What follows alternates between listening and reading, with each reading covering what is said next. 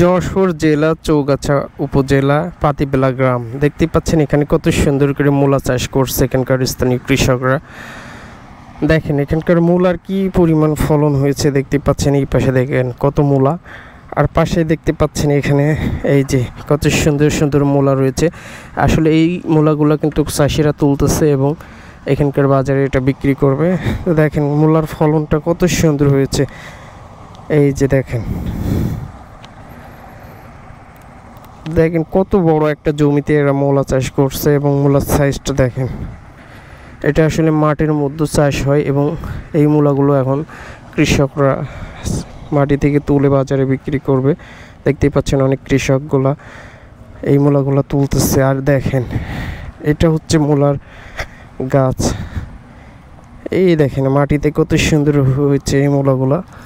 এই যে দেখতেই পাচ্ছেন এইভাবে কিন্তু মূলা চাষ করা হয়। দেখেন তো এইভাবে সারি সারি মূলা চাষ করা হয় এবং এখান থেকে তুলে তারপরে কৃষকরা বাজারে বিক্রি করে। দেখতে পাচ্ছেন এই যে মূলা হয়েছে এবং গাছগুলো দেখেন কত চমৎকার লাগছে মূলাগুলা।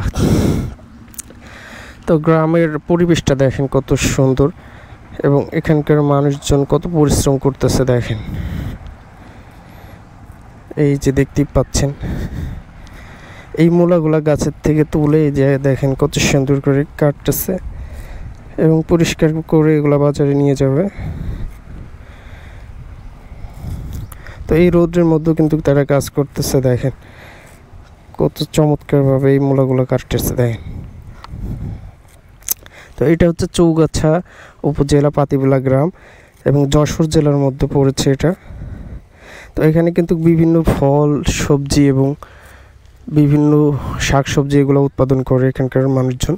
তো দেখতেই পাচ্ছেন মূলাগুলা কত সুন্দর করে এরা চাষ করছে।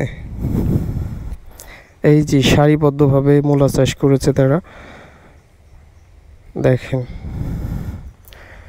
তো এই পাশে দেখতে পাচ্ছি আবার শাক লাগিয়েছে। দেখেন কত সুন্দর সুন্দর শাক লাগিয়েছে এবং পাশে দেখতে পাচ্ছেন এই যে হলুদের গাছ। তো আজকের আবহাওয়াটা খুবই সুন্দর এবং চমৎকার দেখতেই পাচ্ছেন। তো সবাই ভালো থাকবেন, সুস্থ থাকবেন। আজকের ভিডিওটি এ পর্যন্ত। আল্লাহ হাফেজ।